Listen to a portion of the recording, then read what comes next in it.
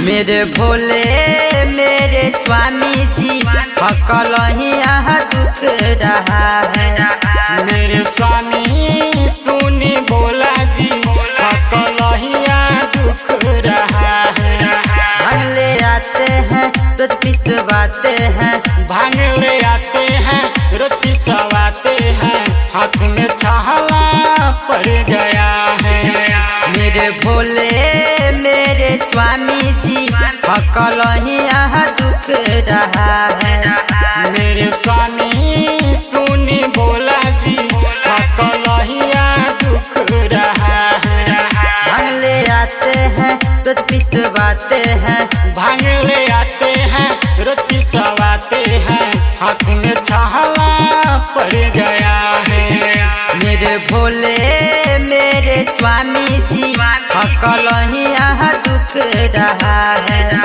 मेरे स्वामी सुनी भोला जी हकलहिया दुख रहा है। हकलहिया दुख रहा है। मेरे भोले मेरे स्वामी जी हकलहिया दुख रहा है। मेरे स्वामी सुनी भोला जी हकलहिया दुख रहा है।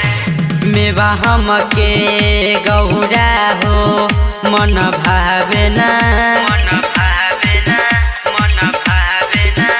मेवा हमके गौरा हो मन भावना, मन भावे ना, मन भावे ना।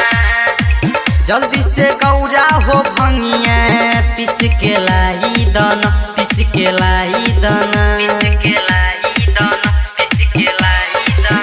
मेवा हमके गौरा हो मन भावना, मन भावे ना, मन भावे ना।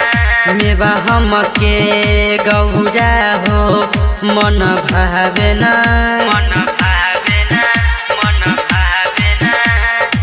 जल्दी से गौरा हो भंगिया पिसके लाई दाना, पिसके लाई दाना, पिसके लाई दाना।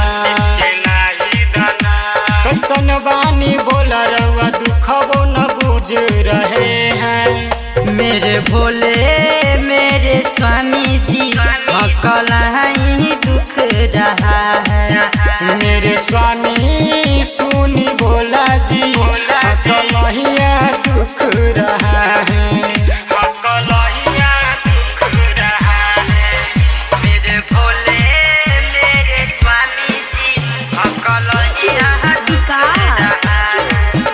मेरे स्वामी सुनी भोला जी सीतामढ़ी हकलहिया दुख रहा है। मेरे स्वामी जी हकलहिया दुख रहा है। सुनी स्वामी गाजा भंगिया रउआ छोड़ी ना, रउआ छोड़ी ना, रउआ छोड़ी ना। सुनी स्वामी गजा भंगिया भोला छोड़ी ना, भोला छोड़ी ना, भोला छोड़ी ना। कार्तिक गणेश पे भोला ध्यान दे दीना, ध्यान दे दीना, ध्यान दे दीना, ध्यान दे दीना। सुनी स्वामी गजा भंगिया रउआ छोड़ी ना, रउआ छोड़ी ना, रउआ छोड़ी ना। हो सुनी स्वामी गाजा भंगिया भोला छोड़ी ना, भोला छोड़ी ना, भोला छोड़ी ना। रूपे सजीत पे भोला ध्यान दे दीना, हाँ दे दीना, सुनी दे दीना।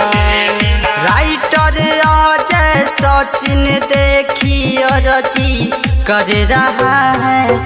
मेरे भोले मेरे स्वामी जी हकलहिया दुख रहा है।